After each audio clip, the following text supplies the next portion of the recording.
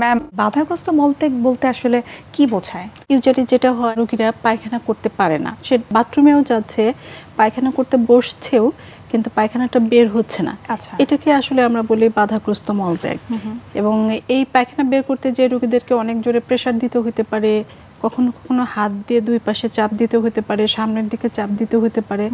অনেক সময় দেখা যাচ্ছে যে রোগীরা আঙুল দিয়ে দিয়েও পায়খানা বের করতে। এবং এই রোগটি আসলে আগে খুব একটা আন্ডার রেটেড ছিল বলতে গেলে, যে এটা যে একটা রোগ এবং এটারও যে একটা চিকিৎসা আছে, সুস্থ হওয়া সম্ভব, এটা কারো ধারণা ছিল না।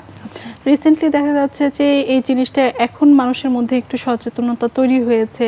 আর যেহেতু রোগটা আসলে বেশিরভাগ ক্ষেত্রেই মহিলাদের হয়, বয়স্ক মহিলাদের হয়, যার কারণে পায়খানা নিয়ে কথাবার্তা বলতে হবে, এজন্য মহিলারাও এটা আসলে বলতোই না যে আমার প্রবলেম আছে। আচ্ছা, কিন্তু এখন তো আসলে সবকিছুই চেঞ্জ হচ্ছে, তার সাথে সাথে রোগীরাও এখন খোঁজে যে না, আমি এত সমস্যা নিয়ে জীবনযাপন করি, আমার এটা চিকিৎসা হওয়া দরকার।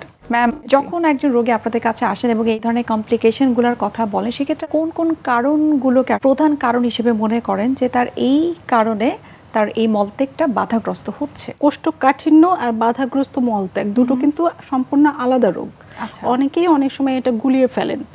আর বাধাগ্রস্ত মলত্যাগটা তখনই আমরা চিন্তা করি, এবং এটা দেখবেন যে 100 জনের মধ্যে 95 জন মহিলাদেরই রোগ বলতে গেলে। কারণ একটা হচ্ছে যে মহিলাদের তো আসলে বাচ্চা হয়, কনসিভ করে, যখন প্রেগনেন্ট হয় তখন তো পেটে অনেক দড়ি থাকে, সামনে জরায়ু থাকে, পিছনে পায়খানার রাস্তা থাকে, সামনে পেশাবের রাস্তা থাকে।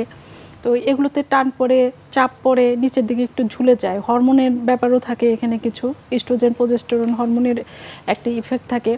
পরবর্তীতে দেখা যাচ্ছে যে আসলে মহিলারা বাই বর্ন একটু কনস্টিপেটেড, মানে কোষ্ঠকাঠিন্য মহিলাদের একটু বেশি হয়।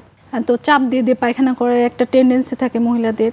পরবর্তীতে যখন বয়স হয়, আস্তে আস্তে মাসিক উঠে যায়, তখন তলাটা নিচের দিকে ঝুলে যায়।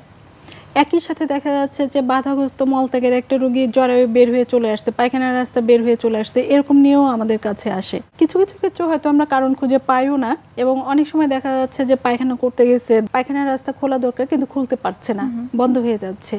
এইসব সমস্যাও অনেক সময় পুরুষদেরও হয়। তো এই সমস্যাগুলো নিয়েই আসলে রোগীরা আমাদের কাছে আসে বেশিরভাগ সময়।